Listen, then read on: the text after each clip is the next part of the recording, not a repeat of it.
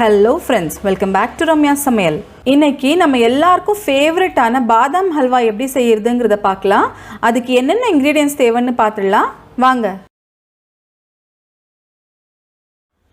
1 cup பாதாம், 3/4 கப்ல இருந்து 1 கப் வரைக்கும் சர்க்கரை நம்ம டேஸ்ட்க்கு ஏத்த மாதிரி இத ஆட் பண்ணிக்கலாம்.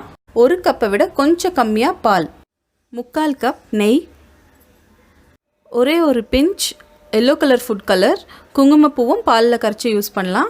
அப்புறம் தேவைப்பட்ட ஏலக்காய் பொடி. பாதாம் அல்வா பண்ணுறதுக்கு முதல்ல பாதாமோட தோலெல்லாம் உரிச்சிடலாம். நல்லா கொதிக்கிற தண்ணியை இந்த மாதிரி பாதாமில் ஊற்றிடலாம். இப்போ இது ஒரு 10 நிமிஷம் அப்படியே இருக்கட்டும். 5 நிமிஷம் ஆயிடுச்சு. இப்போ பாருங்கள், இந்த பாதாமை இப்படி எடுத்து இப்படி பண்ணாலே இந்த தோலெல்லாம் வந்துடும். இதே மாதிரி எல்லா பாதாமுடைய தோலையும் நம்ம பீல் பண்ணிடலாம். பாதாம் எல்லாம் உரிச்சாச்சு. ஒரு 10-15 பாதாம் எடுத்து வச்சுருக்கேன். அதை ஸ்லைஸ் பண்ணி குட்டி குட்டியாக சாப் பண்ணி லாஸ்ட்டில் கார்னிஷிங்க்கு யூஸ் பண்ணலாம். அடுத்ததாக பாதாம் அப்புறமா பால் இது ரெண்டுத்தையும் ஒன்றா சேர்த்து மிக்சியில் நல்லா அரைச்சிக்கலாம். பாதாம் பால் ரெண்டுத்தையும் சேர்த்து நல்லா நைஸாக அரைச்சாச்சு. இந்த பாருங்கள், இப்படி அரைச்சிக்கணும். பாதாம் அல்வா செய்ய ஸ்டார்ட் பண்ணிடலாம். முதல்ல பேனில் ஒரு 2 ஸ்பூன் இல்லை 3 ஸ்பூன் நெய் ஊற்றிக்கோங்க. நெய் உருகுனதும் அதில் நம்ம அரைச்சி வச்சுருக்கிற இந்த பாதாம் பேஸ்ட்டை ஆட் பண்ணிடலாம். பாதாம் பேஸ்ட் எல்லாத்தையும் இதில் ஆட் பண்ணிவிட்டு நல்லா மிக்ஸ் பண்ணிடலாம். தீ மீடியமில் வச்சு இந்த மாதிரி அடி பிடிக்காமல் நல்லா கிளறிக்கிட்டே இருக்கணும். இந்த மாதிரி கைவிடாமல். நான்ஸ்டிக் பேனாக இருந்தால் பெட்டர். இப்போ இதை ஒரு 2-3 நிமிஷம் இதே மாதிரி ஃப்ரை பண்ணலாம். 2 நிமிஷம் ஆயிடுச்சு. இப்போ நம்ம எடுத்து வச்சுருக்கிற சர்க்கரையை இதில் ஆட் பண்ணிடலாம். இந்த சர்க்கரையை நல்லா மிக்ஸ் பண்ணிடலாம். சர்க்கரை நல்லா கரைஞ்சிடுச்சு. இப்போது இதை மீடியமான ஃப்ளேமில் இதே மாதிரி நல்லா மிக்ஸ் பண்ணிகிட்டே இருக்கலாம். கைவிடாமல் மிக்ஸ் பண்ணிகிட்டே இருக்கணும், இல்லைனா அடி பிடிச்சிடும். இப்போ இதில் 1 ஸ்பூன் நெய் ஆட் பண்ணிக்கிறேன். 2 ஸ்பூன் ஆட் பண்ணிக்கிறேன். இப்போ இதில் lemon yellow food colour add பண்ணிக்கிறேன். குங்குமப்பூ இருந்தாலும் அதையும் நீங்கள் பாலில் கரைச்சி ஆட் பண்ணிக்கலாம். இப்போது 2-3 நிமிஷம் ஆயிடுச்சு. இப்போ மறுபடியும் 2 ஸ்பூன் நெய் ஆட் பண்ணிக்கிறேன்.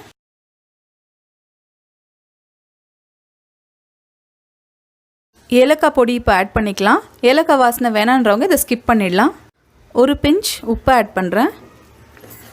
எந்த ஒரு ஸ்வீட்டுக்குமே உப்பு ஆட் பண்ணுறதுனால அது நல்லா ஒரு பேலன்சிங்காக இருக்கும் அந்த ஃப்ளேவர். இன்னும் 2 ஸ்பூன் நெய் ஆட் பண்ணுறேன். இதை நல்லா மிக்ஸ் பண்ணிக்கலாம்.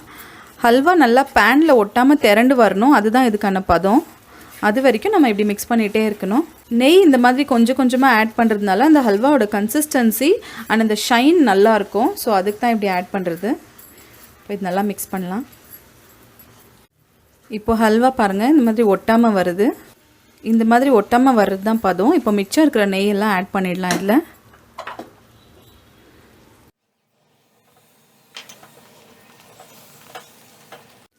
ஹல்வா சூப்பராக ரெடி ஆயிடுச்சு. இங்கே பாருங்கள், பேனில் ஒட்டாமல் எவ்வளோ நல்லா இப்படி திரண்டு வருது பாருங்கள். இப்போது இதை சர்வ் பண்ணிடலாம். பாதாம் அல்வா சூப்பராக ரெடி ஆயிடுச்சு. இப்போ இதை ஒரு பவுலில் ட்ரான்ஸ்ஃபர் பண்ணி வச்சுருக்கேன். அது மேலே நம்ம கார்னிஷிங் பண்ணிடலாம். இந்த மாதிரி அந்த பாதாமை ஸ்லைஸ் பண்ணி வச்சுருக்கேன். இதில் கார்னிஷிங் பண்ணலாம்.